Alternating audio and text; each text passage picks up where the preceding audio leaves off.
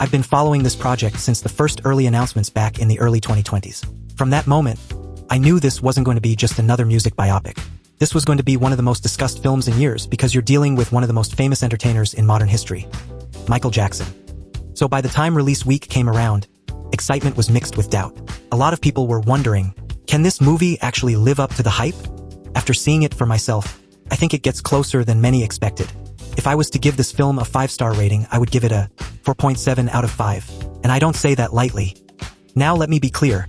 I'm not saying it's flawless. I'm not saying every creative choice worked. But I am saying that a lot of the harsh criticism I've seen feels exaggerated, premature, or coming from people who already decided to dislike it before watching.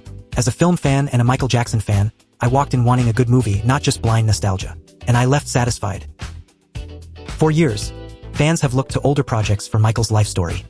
The Jacksons' An American Dream is still legendary. It's beloved for a reason.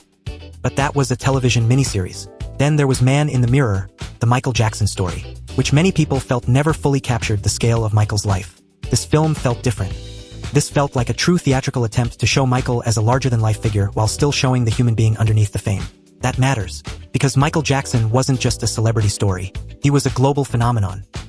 Now I do want to be fair and transparent. This film was made with involvement from the Jackson family and estate. So yes, naturally, that perspective is present. Anyone going in should understand that. But that doesn't automatically mean the movie ignores hardship or paints everything as fantasy.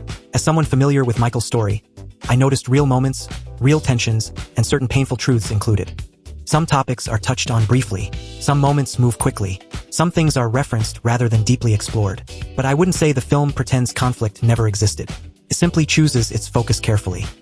One important thing people need to know, this is not primarily a long Jackson 5 movie. The Jackson 5 fans may want more of that era, but the film moves through those early years fairly quickly. And honestly, it almost assumes many viewers already know that chapter of the story. The heart of this film is Michael becoming his own man.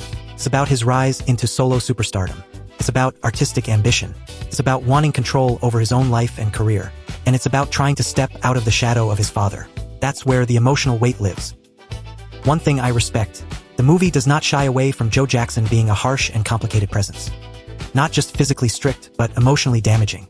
At times, it honestly felt like one of the main storylines was Michael trying to process a father relationship that never truly felt normal. You see success, you see fame, you see applause.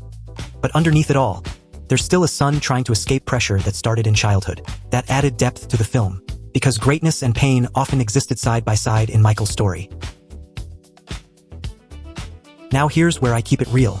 The pacing is uneven in places. Some major life moments move by very fast. Then other scenes take more time. So occasionally it feels like chapters are missing or transitions happen too quickly. There were moments where I thought, I wish they stayed here longer, and moments where I thought, we jumped past something important. That's probably the biggest weakness of the film for me. Not lack of emotion, not lack of scale, not lack of effort, mostly pacing and select omissions. Even with those issues, the movie still worked emotionally, felt sincere, felt ambitious. And most importantly, it felt like it respected the magnitude of who Michael Jackson was to millions of people around the world. That's not easy to do. Because with someone this famous, everyone has a different version of Michael in their head. The performer, the genius, the mystery, the icon, the human being. This movie tries to balance all of that, and more often than not, it succeeds. So my final verdict? Michael is worth seeing in theaters. Especially if you're a fan. Especially if you've followed this story for years. Especially if you wanted a serious big-screen portrayal instead of another shallow retelling.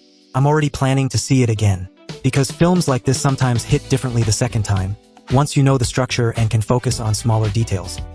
For me, it was worth the long wait. If you've seen Michael, let me know your honest rating below. And if you haven't seen it yet, are you excited or skeptical? Thank you for watching. I'm Mr. Escape, and don't forget to like, share, and subscribe, and I'll see you in the next one.